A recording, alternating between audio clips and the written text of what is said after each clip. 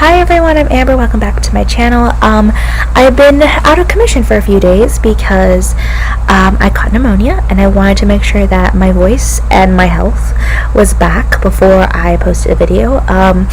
And today's the day. So before I got sick, I watched Lisa Frankenstein, which is what today's review is going to be about. I'm just going to get right into it. I really enjoyed this movie. I always say this, but I went into it not expecting what was going to occur on the screen. It was very funny. It was very witty. It was very goofy. It reminded me of like an old-timey like Breakfast Club kind of movie. There was just the right amount, I think, of plot and the right amount of them being just hilarious and doing crazy things on screen, and just like the absurdity of it all, and it being kind of just like so normalized in a way between these two individuals. So the movie takes place, I believe, like in the 80s. I'm not sure, and that's why it kind of has like that old-timey feel, and I really like that. So we have Lisa, who she's semi-new in town. She has a stepmother and stepsister because her father remarried shortly after his wife, her mother, was murdered.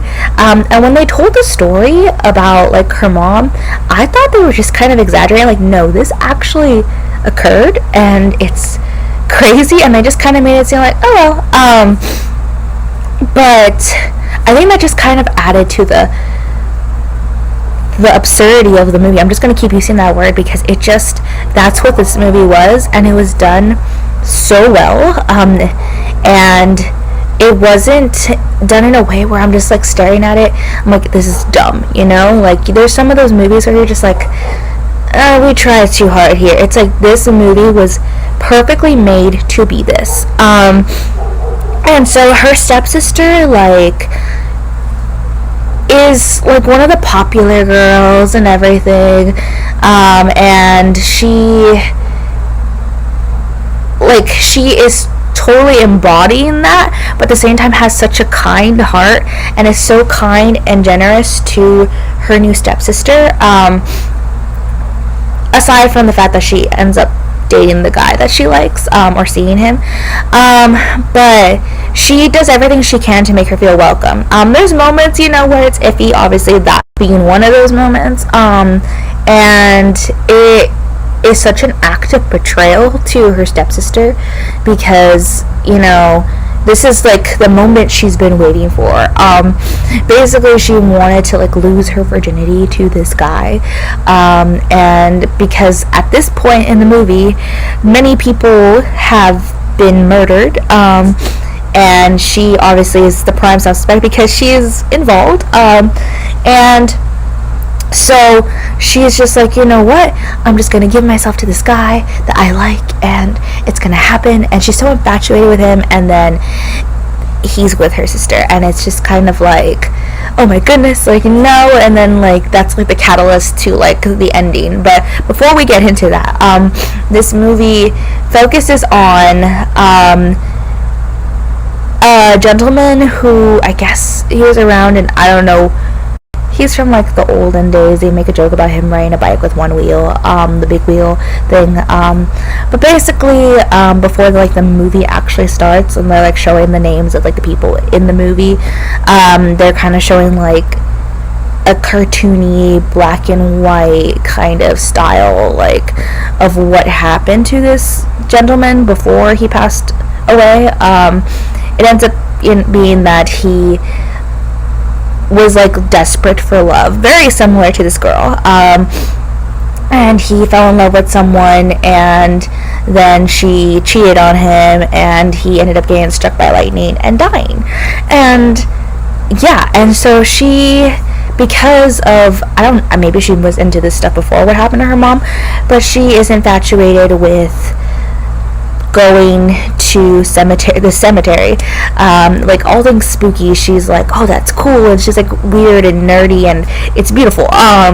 And she goes to the cemetery and she speaks to this guy because there's a bust of his head and everything, and she like is not into him like the trailers made it seem. She kind of just morbidly wishes that she was no longer on this earth because nobody understands her, and she just feels so alienated even from like her father. She has like literally no relationship with her father, but like he's the only thing that like ties her to her mother and her past, and it should be like they should have this connection, and it's just like no. But whenever anything happens, you know, and the stepmother blames her because the stepmother is terrible and horrible, he automatically believes the stepmother, and she's like, but daddy, and like, you know, she feels like she kind of seems like she feels like she failed him in a way, but that's kind of all we get in terms of closeness. That's pretty much it. And yeah, he's with this terrible person, and then they have this popular cheerleader-esque daughter who is trying to unify the family at the same time and just talks too much, and I'm just like, oh my goodness, like I wanted to be tired of her, but I just enjoyed her too much. I think that she really was the grounding piece, if that makes any sense, in this whole movie, because in terms of what was happening with this guy like killing people, and I don't know why he was killing people. He just like, he came back from the dead because there was a lightning strike. He goes over to her house. I don't know how he found out that she lives there, and she says something along the lines of after a party where she gets drugged, poor girl, and she goes over to him and she says, I wish I was with you, which she means I wish I was like dead, and he thinks that she means, oh, I wish I was with you. Goes to her house. He's covered in guts and worms and stuff, and he has no ear, he has no hand, and I don't know if that was lost premature to his death or afterward. I don't know, because he played the piano, but there's like also stuff like that happens, like him killing people, where I'm like, did you do this in your actual life?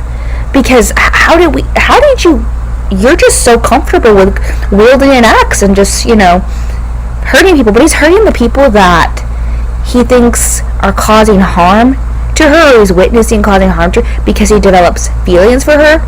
And I think that development of feelings started from when he was like down in the grave and he was hearing her, and then kind of progressed. She, on the other hand, her feelings don't progress until like midway through the movie, and she kind of just uses him. He kind of becomes her best friend in a weird way, but then he also is kind of like her excuse, like, to continue doing the things that like she's doing, like, and rebel and like find who she is. And without him, she would not be, you know, this new person, but then she's also like committing the crimes with him and everything. It's just this glorious rebellion that they're going through, and I'm just like but like he's there for her from day one, and he is like living in her closet, and they've realized somehow that the tanning bed like makes him like become more alive. Her sister has a tanning bed that is short-circuiting, and they constantly go in there, and I don't know how the sister doesn't notice, because it's like her own private little shrine to like her beauty pageants and all this stuff. And so then when he kills the mom, because she's like gonna send the girl to a psych ward because she blames her for everything, and then he comes out, murders her, chops her ear off right away. He's like, I'm gonna need this ear. And then it's like, can you sew this ear on? And then she's just like, sure, let's hide the body. And it's just like, what? There's a moment where you think, like, is she gonna freak out? And no. And I'm just like, I'm here with my friend, I'm laughing. I am laughing because it's just like done so perfectly. And it's just like, I didn't know how to feel. I was feeling so many different emotions. Whenever he needed something, they were just like, hey, let's do this. This guy, he tried to violate me the other day. We can take his hand and give him to you. Okay, dead. And then now there's all these murders, and there's a witness who like saw her like walking with this guy that, you know, he killed. And then I don't think her original intention was to kill the guy, but then he died because Cole Sprouse is the dead guy. And I think it was so hard not to like see him as like Cole Sprouse from Zack and Cody. And then also like, because I don't think it's been a while since I've seen a movie with Cole Sprouse as an actor. Not to say I haven't, but I think the fact that it was him playing this absurdly ridiculous and sexual and also killer, like, but it's so funny, it just didn't compute in my mind, but somehow it was there, and I was just like, okay, I'm going for it. But yeah, and so there's a witness, and he sees her, and then she's like, my life is gonna be falling apart, and this and that, when I finally, you know, figure things out. Not really, but she's finally like, you know, living is basically it. And then she's like, there's this guy, like, she's so hung up on this guy, and she's like, and I've never had sex, and then it turns into this girl becoming so thirsty for sex and to have that one moment, and you know, she wants to find love and everything because she's so weird. And here's this guy who literally like is idolizing her, and it's just kind of going all along, and it's just like, okay, and still killing people, and I'm just like, oh my goodness. I also wanted to talk about the scene that she uses her vibrator, and like he like uses it on her, and I'm like, she's just using this poor guy, like. And then there's the scene where they catch Taffy, who's her stepsister, and the guy, and they're sleeping together, and he automatically, like, because he figures it out because he was driving the car that he stole, and he killed the guy to get the car, or knocked him out or something. And so then he goes, and he's like, goes and he murders him and cuts off his penis, and I'm just like, oh my God. And obviously he knows he's gonna need this, so this is why he did this. She's over here like, no, why did you kill him? And her stepsister's just there in the bed, because they're in the bed, and it's just like, and I am like laughing because I knew exactly why he cut off the penis before it even happened, because this guy's missing ligaments and important parts, and it's just like, oh my goodness, like, we don't know that that's what's up, but we can, you know, like, he's missing that, and but like he knows, and the girl is like, so like, oh my goodness, you killed the guy I cared about. But then again, he was like, you know, basically with my sister, and like, no, now I'm mad at her. But then like, she's just saw like the guy that she loves basically get cut to shredded, and so she's like mortified. And then she also cares about her sister, and the girl who also cares about Taffy, because she's the only one who's ever included her. And so then it's like, what should we do? And so then she like drives her to like the site where they're burying all these people and everything. And at this point it's a crime scene, but they just keep going back there, and you know, people are seeing them, and they're like, whatever, because you know, they're doing their last like hurrah. Well, she is, and that's why she was gonna go to the guy and like give herself to him, but that didn't work out. But then at that moment she's like, oh my goodness, you really do care about me, you killed him because you loved me. And then it's like, oh, you're the one I should give myself to. And he's like, but I and then she's like, oh no. And then he's like, but and then it's like, oh my God. And then they do the thing, and then they have this marriage ritual thing with little gummy peach rings that kind of went over my head a little bit. I thought they were just like, I don't know, and apparently like he wanted to like get married too, like back in the day, and that was like his goal too.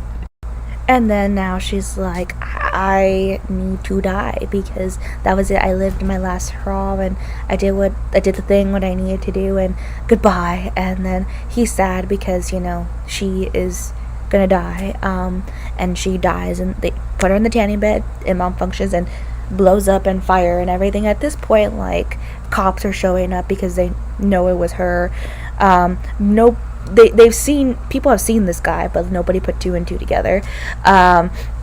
I guess the stepsister didn't say anything, but this guy is also like changing in appearance because they kept putting him in the tanning bed, and I don't know how he becomes full-on human at the end, because the tanning bed at this point, like, didn't it like get destroyed in the fire? I don't know. But like every time they reattach a limb, they like put him in the tanning bed, and it's like, let's go, and it's such a process, and I'm like, how are people not finding you and like taking you away already? Like, it had to happen for the sake of the movie, and I assume that she died, but then at the end she's there and she's all wrapped up and bandaged, and I don't know if she's dead or if she's still alive, because when she opens her eyes, they're red, which automatically leads me to assume that she's not like a Frankenstein, but like his eyes were red. And then again, like, I thought it was like coincidental that he died, you know, with the lightning strike, and then was brought back to life. Like, there's no say that that can happen to any corpse, like, you know, so how did she come back to life if she was dead? And then the tanning bed was gone, so I don't know, he's full on human now. I don't know how that happened. But yeah, that was the movie. And then there on the gravestone, like, her dad and her stepsister go and they visit it. And just seeing that the tombstone said beloved wife on the bottom, and they go and they visit the moms, because, you know, they found the bodies. It was by the cemetery. Yeah, and then it's the sister kind of like is wearing the rosary that the sister gave her that belonged to her mom. So I guess she forgave her. I guess it's all good. And that is it. And you know, by the time the cops come, the girl's dead, I assume, and the shed is on fire. And yeah, there's a lot of random stuff that didn't make sense, like how the guy found her house and how there was boys' clothes in her closet. There's certain things I was just like, okay, it just happens there. But overall, I think it was a really hilarious movie, and I thoroughly enjoyed it. And I think that for a Valentine's Day movie, it was perfect. And so yeah, those are my thoughts. Thank you so much for watching. I hope to see you all soon. Bye!